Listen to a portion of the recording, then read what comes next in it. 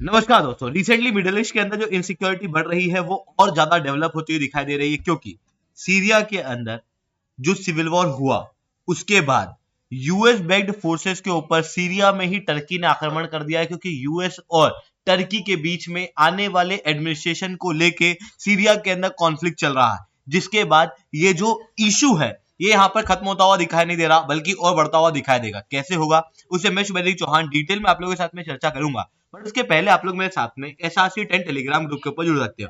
मेरे क्लास की update, PPT, PDF सब कुछ आपको वहां मिल जाएगी।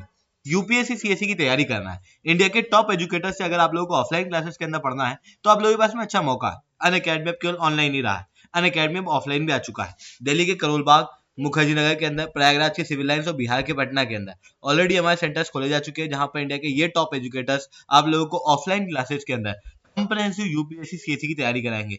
फिल्म से लेके इंटरव्यू तक हर पॉइंट के अंदर आप लोगों को गाइड किया जाएगा। जितने भी सब्जेक्ट है वो कवर कराए जाएंगे, टेस्ट सीरीज दी जाएगी, स्टडी मटेरियल दिया जाएगा। ये सब कुछ आपको सबसे कम रेट के अंदर मिलने वाला है। अगर आप अनअकैडमी के साथ में जुड़ना चाहते हो आप बिल्कुल से जुड़ सकते हो। चलिए दोस्तों, आप समझने का प्रयास करते हैं यहाँ पे क्या हुआ है। देखो, ये आपको सीरिया दिखाई दे रहा है, जहां पर अभी सिविल वॉर की स्थिति चल रही है। दूसरी तरफ इसी सीरिया के साथ में बॉर्डर शेयर होती है ऊपर टर्की की। टर्की के अलावा यहाँ पर नीचे आपको जॉर्डन दिखाई देंगे, इजराइल, लेबनान और इराक जैसे देश देखने को मिलेंगे, जो कि डायरेक्टली सीरिया से बॉर्डर शेयर करते हैं।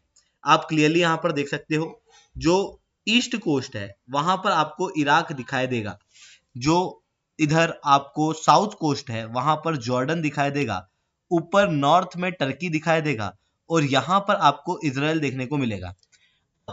सीरिया जो है उसके अंदर ऐसा नहीं है कि ये इनस्टेबिलिटी आज शुरू हुई थी, बल्कि इस सीरिया के अंदर सालों से इनस्टेबिलिटी चल रही है। 2011 से यहाँ पर कई सारे इश्यूज डेवलप हो रहे हैं, और यही सीरिया के अंदर अलग अलग रीजन में अलग अलग ऑर्गेनाइजेशन का कंट्रोल है। ये जो येलो कलर का जोन है ये 2019 तक यहाँ पर ये वाला रीजन कर्डिश फोर्स के कंट्रोल में सीरिया के अंदर था।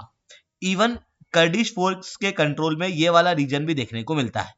इसके अलावा आईएस का भी कई सारे रीजन के यहाँ पर कंट्रोल देखने को मिलता है। रेबल फोर्सेस ये रेड रीजन के अंदर यहाँ पर कंट्रोल करती है, और डीमिलिटराइजेशन जोन आपको ग्रे कलर के अंदर देखने को मिलेगा। इस तरीके से हम लोगों को सीरिया के अंदर कई सारे अलग अलग रीजन देखने को मिलते हैं। ये जो ग्रीन कलर वाला रीजन आपको दिखाई दे रहा है, ये ग्रीन कलर वाला रीजन सीरियन गवर्नमेंट फोर्सेस के कंट्रोल में पहले हुआ करता था। मतलब जो मेजर रीजन यहाँ पर कंट्रोल में था वो हमेशा से रेबल फोर्सेस के हाथ में ही था। येलो कलर का रीजन जो है वो कर्डिश फोर्स के हाथ में है। अब इसी सीरिया के अंदर जो कर्डिश फोर्सेस है, उस कर्डिश फोर्सेस को हथियार प्रोवाइड करता है यूनाइटेड स्टेट्स ऑफ अमेरिका, क्योंकि यूनाइटेड स्टेट्स ऑफ अमेरिका आता है इस रीजन के अंदर जो आईएस है उसको कंट्रोल करना, और उसको कंट्रोल करने के लिए कर्डिश फोर्सेस को हथियार जो है वो प्रोवाइड किए जाते हैं। बट ये जो कर्डिश लोग हैं ये हकीकत में है कौन? तो एक्चुअल में जो कर्डिश लोग हैं ये सीरिया, टर्की, इराक, अर्मेनिया और ईरान के अंदर रहते हैं। ये जो रेड कलर का रीजन आपको यहाँ पर दिखाई दे रहा है ये कर्डिश रीजन है। ये जो कर्ड्स लोग हैं ये एक सेपरेट कंट्री बनाना चाहते हैं, कर्डिस्तान, जिसका एक रीजन टर्की में भी कटता है। आप क्लियरली यहां पर देख सकते हो टर्की का ये वाला रीजन भी अनस्टेबल जोन है, और ये भी टर्की के अंदर कुर्दिस्तान बनाना चाहता है। अभी कुर्दिस्तान कैसे बनना चाहता है? तो देखो, ओटोमान एम्पायर पहले के समय पे हुआ करता था। पहला विश्व युद्ध हुआ तो ओटोमान एम्पायर को तोड़ा गया, ट्रीटी ऑफ सेवरस हुआ जिसके अंदर कर्डिस्तान की बात की गई थी, कर्ड लोगों को एक अलग कंट्री देने की बात की गई थी। बाद में इस प्रस्ताव को हटा दिया गया था ट्रीटी ऑफ लॉसेन के अंदर, और इस ट्रीटी ऑफ लॉसेन के अंदर क्लियरली ये कहा गया था कि कोई भी कर्ड की कंट्री नहीं बनेगी और पूरा रीजन टर्की होगा, इराक होगा, सीरिया होगा और अर्मेनिया देखने को मिलेगा। बट ये जो कर्ड लोग हैं, इन कर्ड लोगों के अंदर धीरे धीरे करके सेल्फ डिटर्मिनेशन की भावना जागी। उसका मेजर कारण था टर्की के अंदर चल रहा इशू। टर्की के अंदर पूरी तरीके से नेशनलाइजेशन क्रिएट करने का, एक होमोजिनस आइडेंटिटी क्रिएट करने का प्रयास किया जा रहा था, जहां पर टर्किश लैंग्वेज को फोर्स किया गया था कर्डिश लोगों के ऊपर, और कर्डिश भाषा को पूरी तरीके से नष्ट करने का प्रयास किया गया था। कर्डिश लैंग्वेज को बैन कर दिया गया था public space, public media, education, इन सारी चीजों के ऊपर से। इवन कर्डिश पब्लिकेशन जो है वो शट डाउन कर दी गई थी। जो लोग कर्डिश भाषा को प्रमोट करते थे उन्हें सेडिशन का चार्ज लगाकर या तो लाइफ इंप्रिजनमेंट में डाल दिया गया या फिर डेथ सेंटेंस दे दिया गया। इन सारी दुविधाओं को जब कर्डिश लोग देख रहे थे तो फिर उनको लगा कि हम लोगों को एक सेपरेट कंट्री बनानी चाहिए जो कि कर्ड्स लोगों की ही हो। और उसी के लिए 1984 के अंदर पीकेके करके ऑर्गेनाइजेशन शुरू होती है जो कि कर्डिश लोगों की ही थी। टर्की के अंदर इसके द्वारा आतंकवादी अटैक वगैरह किए जाते हैं, जिसके बाद में इसी कर्ड फोर्स को आतंकवादी संगठन घोषित कर दिया जाता है, क्योंकि टर्की जो है वो नाटो का भाग है। इस कारण से यूएस और यूरोपियन यूनियन द्वारा भी इस ऑर्गेनाइजेशन को एक आतंकवादी ऑर्गेनाइजेशन घोषित कर दिया जाता है। तो ये जो कर्ड लोग हैं, आप क्लियरली ये बात समझ पा रहे होंगे, टर्की कर्ड लोगों को पसंद नहीं करता, क्योंकि कर्ड जो है वो एक सेल्फ डिटर्मिनेशन, एक अलग कंट्री की बात करते हैं। वहीं यूएस जो है वो आईएसआईएस को इस रीजन के अंदर पसंद नहीं करता, और यूएस जो है वो आईएसआईएस को इस रीजन से हटाना चाहता है, और उसी लिए वो कर्ड लोगों को हथियार प्रोवाइड करता है।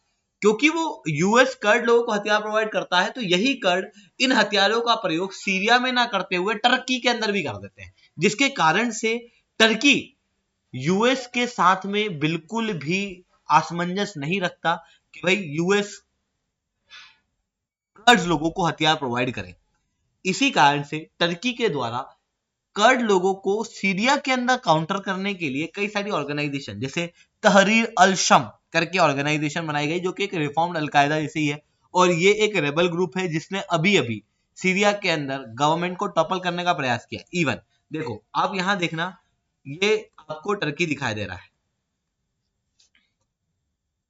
ये ऊपर देख पा रहे हो, ये टर्की, और इधर देखना यहां पर आपको सीरिया दिखाई देगा, और सीरिया के अंदर यहाँ पे कर्ड्स लोग हैं। अब कर्ड की अगर डायरेक्ट बॉर्डर टर्की के साथ शेयर हो रही है तो उसकी वजह से काफी दिक्कत का सामना करना पड़ता है टर्की को, क्योंकि टर्की को ये दिक्कत है कि यहाँ पर जो कर्ड हैं वो टर्की के अंदर कर्ड्स को हथियार प्रोवाइड कर रहे हैं। इसी कारण से टर्की ने इस रीजन के अंदर एक बफर जोन बनाया हुआ है। उस बफर जोन के अंदर जो ऑर्गेनाइजेशन टर्की की काम करती है वो एक ऐसी ऑर्गेनाइजेशन है कि क्रिमिनल्स द्वारा चलाई जाती है, मर्सेनरीज द्वारा चलाई जाती है, सीरियन नेशनल आर्मी इसे कहा जाता है। और इसने टर्की कर्ड और सीरियन कर्ड के बीच में एक बफर जोन क्रिएट किया हुआ है। अब इसी रीजन के अंदर आप देखना, आपको एक और रीजन दिखाई देगा, मंजीब करके दिख रहा है, ये मनबीज है, जो कि यूं तो ट्रेडिशनली कर्ड के कंट्रोल में है, पर अभी आप क्लियरली देख पा रहे हो कि सीरिया के अंदर जो इंस्टेबिलिटी चल रही है वहां पर टर्की बेस्ड ऑर्गेनाइजेशन पावरफुल हो रही है।